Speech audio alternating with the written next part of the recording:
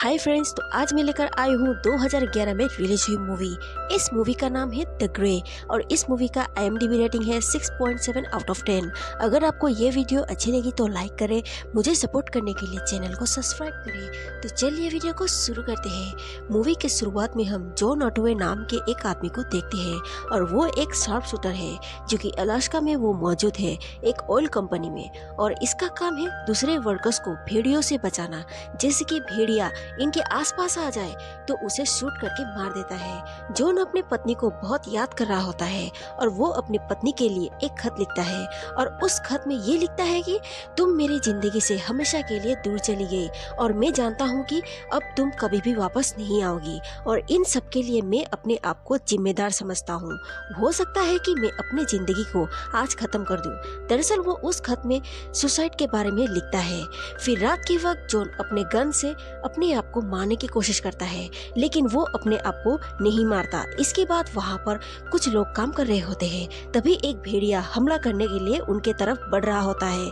John उसे देखते ही दूर से निशाना लगाता है और वो उस भेड़ियों को गोली मार देता है। जब वो उसके पास जाता है तो वो अपनी जिंदगी के आखिरी सांसें ले रहा होता है।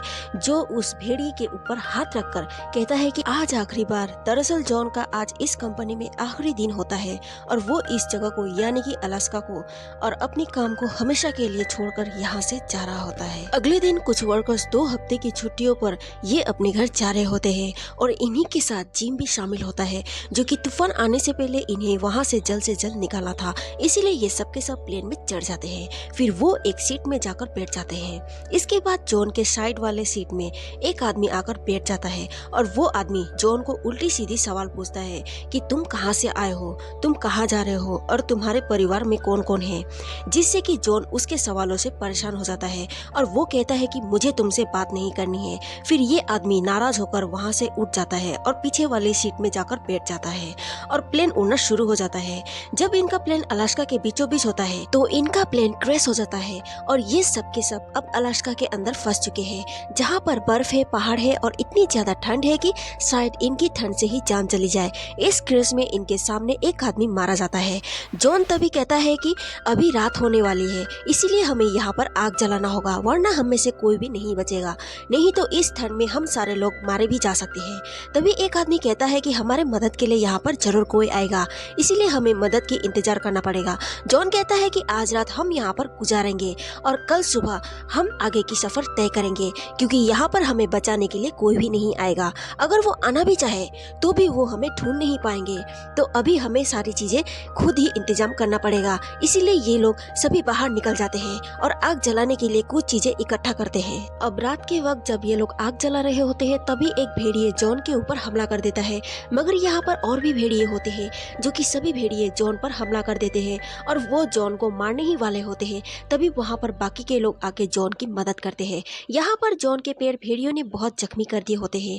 तभी जॉन समझ जाता है कि ये सब के सब भेड़ियों के इलाके में है, शायद ये ठंड से बच भी जाए, लेकिन ये भेड़िए इन्हें कभी नहीं छोड़ेंगे क्योंकि ये बहुत खूंखार है। जॉन यहाँ पर सभी लोगों को बोलता है कि यहाँ आसपास जितने भी लाशें हैं उन सब लाशों को हमें यहाँ से हटाना होगा, क्योंकि भेड़िए हवा में ये खून को सूंघ सकते हैं और उन्हें ये एहसास होता है कि हम सब यहाँ पर जख्मी हैं। इसके बाद ये सब के सब लाशें हटाना शुरू कर देते हैं। अब रात को जब ये लोग आग के चारों तरफ बैठे हुए होते हैं तभी जॉन को ये एहसास होता है कि उनके चारों तरफ कुछ है और वो एक जलती हुई लकड़ी उठाकर अंधेरे की तरफ जाता है, लेकिन वहाँ पर एक नहीं बल्कि कई सारे भेड़िए होते हैं। जॉन अपने साथियों से बोलता है कि यहाँ से कोई भी नहीं हिलेगा, अगर इन्होंने भागना शुरू कर दिया तो भेड़िए इन पर हमला कर देगी। ये सब के सब वहाँ पर खड़े रहते हैं और कुछ ही देर बाद सब भेड़िए वहाँ से चले जाते हैं। जॉन कहता है कि हम सबको यहाँ पर बारी बारी करके 2 घंटे पहरा देना होगा ताकि बाकी के लोग आराम से सो सके। अब यहाँ पर सबसे पहले जॉन पहरा देता है, फिर जॉन के बाद जो दूसरा आदमी पहरा दे रहा होता है उसे भेड़िए हमला कर देता है और उसे मार देता है, पर उसकी आवाज कोई नहीं सुन पाता। फिर सुबह होते ही सभी लोगों की आंख खुलती है। तभी सबसे पहले जॉन बाहर निकल जाता है और लाश को देखता है, तो वो लाश को देखने के बाद और भी ज्यादा डर जाता है और वो सबको बताता है कि भेड़ियों ने इसे खाया नहीं, सिर्फ उसको मारा है। दूसरा आदमी पूछता है कि इन्होंने ऐसा क्यों किया। जॉन कहता है कि हम यहाँ के नहीं हैं, हम उनके जान के लिए खतरा है। अब उन्होंने इंसानी खून भी चख लिया है, इसीलिए वो दोबारा से हमला करेंगे। जॉन को यहाँ से बहुत दूर पेड़ दिख रहे गए होते हैं और सबको कहता है कि हमें जल्दी से जल्दी वहाँ तक पहुँचना होगा, क्योंकि हम यहाँ पर रह गए तो भी वो हमें नहीं छोड़ेंगे और ये पेड़ यहाँ से बहुत दूर होते हैं। साथ ही यहाँ पर बर्फीला तूफान भी चल रहा होता है। अब जॉन और उसके पास रहे साथी वो सब यहाँ पर जितने भी लोग मर चुके हैं वो उन सब के पर्स ले लेते हैं ताकि वो उनके घर वालों तक पहुँचा सके। और अब ये लोग उन पेड़ों की तरफ चलना शुरू कर देते हैं। जॉन ये जानता है कि अगर भेड़ियों ने उन्हें देख लिया तो वो इन सबको खत्म कर देंगे। साथ ही यहाँ पर हवा बहुत तेज चल रही होती है और बर्फ भी इतनी गहरी होती है कि इन्हें आगे कदम बढ़ाने के लिए बहुत दिक्कत हो रही होती है। अब 6 में से एक आदमी पीछे रह जाता है। तभी चारों तरफ से भेड़िए उस पर हमला कर देते हैं। वो अपने साथियों को आवाज देता है, लेकिन तब तक जॉन और उसके बाकी साथी उस तक पहुंचते तब तक भेड़िए उसे मार देते हैं। और अब यहाँ पर 5 लोग बचे हुए होते हैं। यहाँ पर जॉन अपने साथियों को कहता है कि अब इन लोगों को एक साथ चलना होगा। अब इनके चलते चलते शाम हो जाती है। तभी हम देखते हैं कि भेड़िए इनके तरफ भागते हुए आ रहे होते हैं। ये सब के सब नीचे की तरफ भागना शुरू कर देते हैं और ये पांचों के पांचों गिरते पड़ते उन पेड़ों तक पहुंच जाते हैं। फिर जल्द से ये लोग आग जलाना शुरू कर देते हैं ताकि भेड़िए इन पर हमला ना कर पाए। जॉन इन सबको कहता है कि हमें भेड़ियों को मारने के अलावा और कोई रास्ता नहीं है, इसीलिए वो कुछ लकड़ियां लाकर नुकीला बनाता है ताकि उसके जरिए वो भेड़ियों पर हमला कर सके। तभी वहीं पर जॉन के एक साथी को डर की वजह से दिमाग खराब हो जाता है और जॉन को कहता है कि इससे कोई फायदा नहीं होगा, तुम बस अपना समय को बर्बाद कर रहे हो। जॉन कहता है कि समय को बर्बाद तुम कर रहे हो, मुझे पता है कि यहाँ पर सारे लोग डरे हुए हैं और तुम भी डरे हुए हो, पर तुम दिखा नहीं रहे कि तुम बहुत डरे हुए हो, इसीलिए तुम सारे लोगों को लांछन लगा रहे हो। इस बात को सुनने के बाद वो आदमी गुस्सा हो जाता है और वो अपने चाकू निकाल लेता है। वो जॉन पर हमला करने की कोशिश करता है, लेकिन जॉन उसे जमीन पर गिराकर उसे पूरी तरह से कंट्रोल कर लेता है। दरअसल इस आदमी को शुरू से ही जॉन के बातों पर विश्वास नहीं होता और इस आदमी का नाम डियाज होता है। तभी जॉन देखता है तो उसके सामने एक बहुत बड़ा भेड़िया आता है और ये भेड़िया अल्फा भेड़िया होता है, यानी कि इन सब का मुखिया। और ये भेड़िया देखने में बहुत ज्यादा भयानक होता है।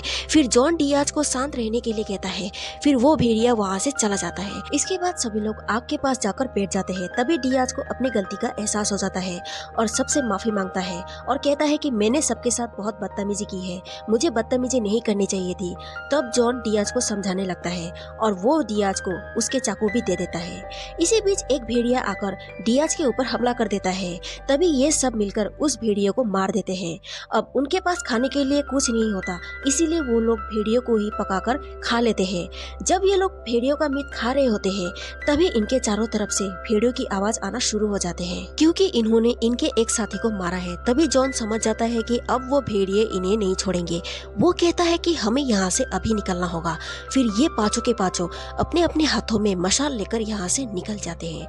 हालांकि बहुत अंधेरा है, लेकिन इनके पास अब कोई रास्ता नहीं होता और ये लोग बहुत दूर नहीं जा पाते, क्योंकि इन्हीं में से एक आदमी जिसका नाम जैक्सन बर्क होता है, उसका तबीयत बहुत ज्यादा खराब हो जाता है। इसीलिए इन सबको एक जगह पर रुकना पड़ता है। लेकिन इस बार यहाँ पर ये रुके हुए होते हैं। वहाँ पर भेड़िए इन पर सिर्फ सामने से हमला कर सकते हैं, जो कि इससे पहले ये लोग जहाँ पर रुके थे वहाँ पर चारों तरफ खुला हुआ था।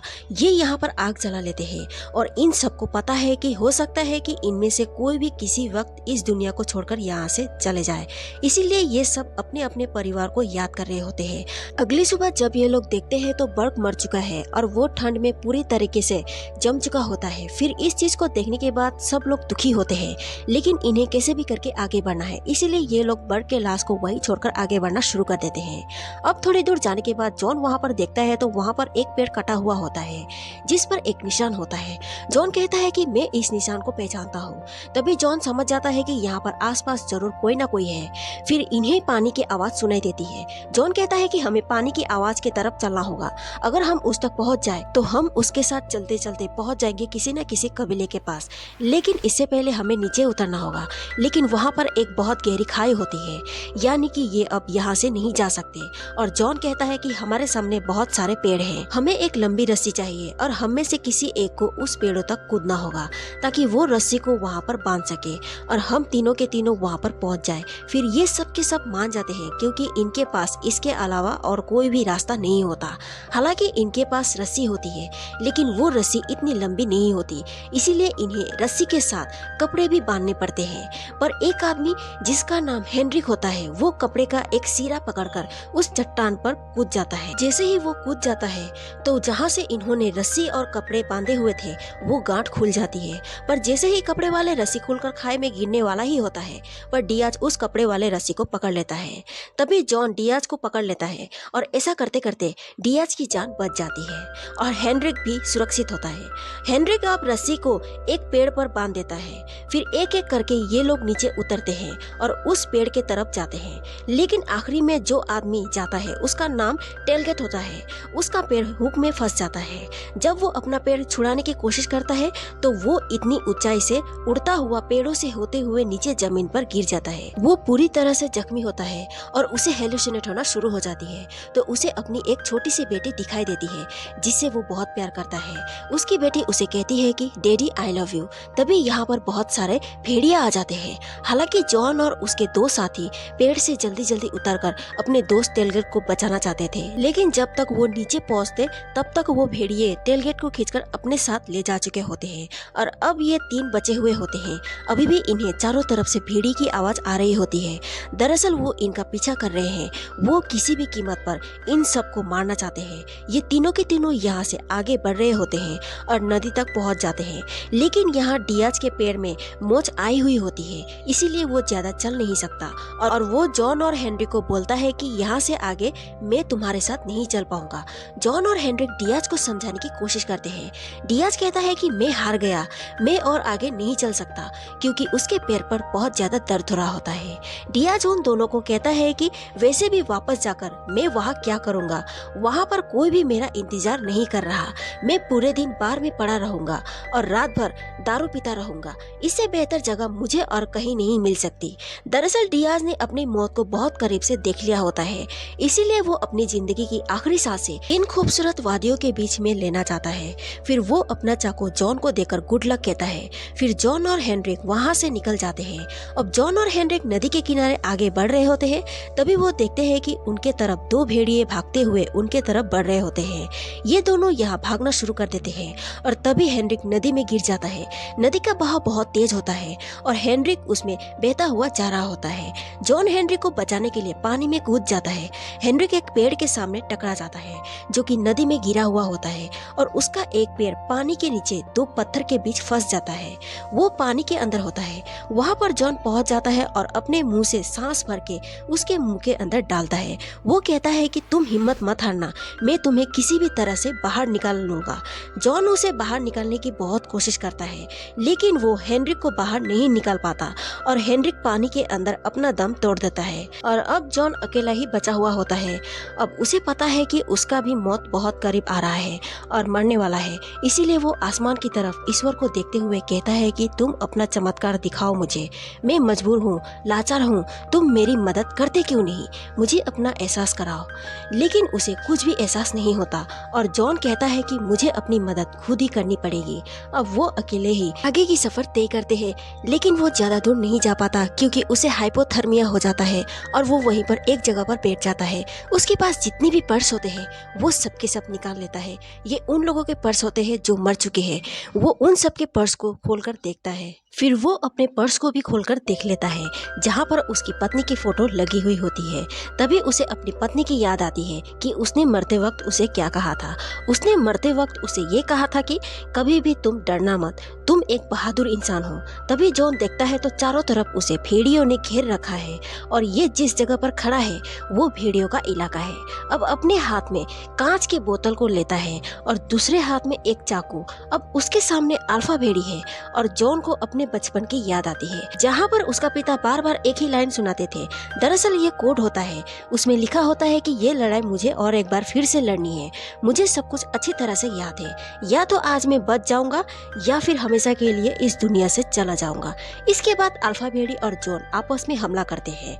भेड़िया अपने दांतों से जॉन को काटने की कोशिश करता है और जॉन भी चाकू से भेड़िया पर हमला करता है और अंत में दिखाया जाता है कि भेड़िया जमीन पर पूरी तरह से घायल हो जाता है, लेकिन वो अभी भी सांसें ले रहा था और उसके ऊपर जॉन पड़ा हुआ होता है। तो फ्रेंड्स, हमें यहाँ पर ये पता लगता है कि जब दो शिकारी लड़ते हैं तो अंत में दोनों की ही मौत होती है, उनमें से कोई भी जिंदा नहीं बच पाता। और यहाँ पर भी यही हुआ होगा कि जॉन और भेड़िया की दोनों की मौत। और ये एक्सप्लेनेशन आपको कैसा लगा कमेंट करके मुझे जरूर बताएं। Bye bye.